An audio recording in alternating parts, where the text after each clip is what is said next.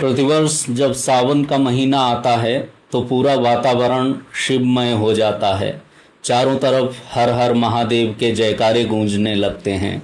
मंदिरों में भक्तों का तांता लग जाता है और लोग व्रत, उपवास व रुद्राभिषेक करते हैं। लेकिन क्या आपने कभी सोचा है कि आखिरकार सावन के महीने को ही शिव आराधना के लिए सबसे खास क्यों माना गया है?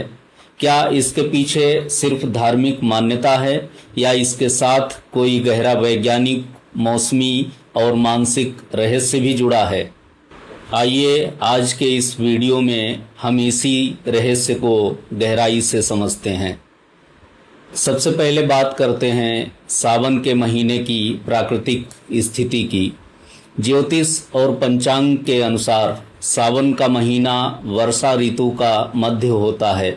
इस समय लगातार बारिश के कारण वातावरण में नमी बहुत अधिक बढ़ जाती है, जिससे हमारे शरीर की पाचन शक्ति कमज़ोर हो जाती है। आयुर्वेद यह मानता है कि इस मौसम में बीमारियां फैलने का खतरा सबसे ज़्यादा होता है। यही कारण है कि सनातन संस्कृति में सावन के दौरान खान पान के कड़े नियम बनाए गए हैं, जैसे भारी भोजन, तामसिक चीज़ें और कुछ खास हरी सब्जियों का ना खाना और उपवास रखना। उपवास रखने से हमारे पाचन तंत्र को विश्राम मिलता है और शरीर अंदर से डिटॉक्स होता है। सावन में शिव पूजन के दौरान जिन चीज़ों का उपयोग किया जाता है उनका सीधा संबंध हमारे स्वास्थ्य और पर्यावरण से है। शिवलिंग पर जल या दूध की धारा का वैज्ञानिक दृष्टिकोण है कि शिवलिंग एक विशेष प्रकार का ऊर्जा केंद्र माना जाता है, जो परमाणु ऊर्जा और चुंबकत्व का प्रतीक है।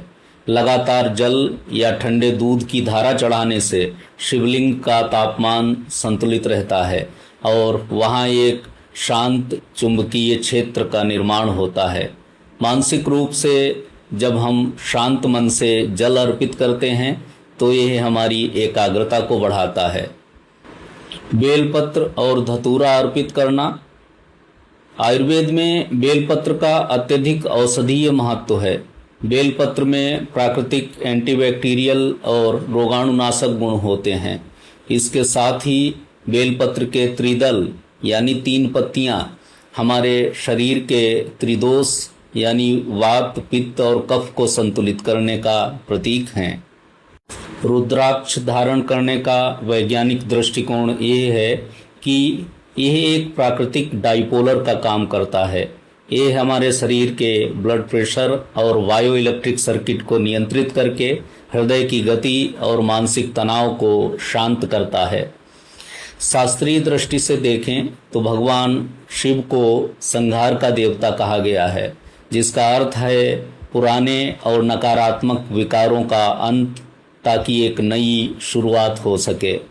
सावन मास में समुद्र मंथन की पौराणिक कथा आती है, जिसमें भगवान शिव ने संसार की रक्षा के लिए हलाहल विष अपने कंठ में धारण किया था, जिससे वे नीलकंठ कहलाए।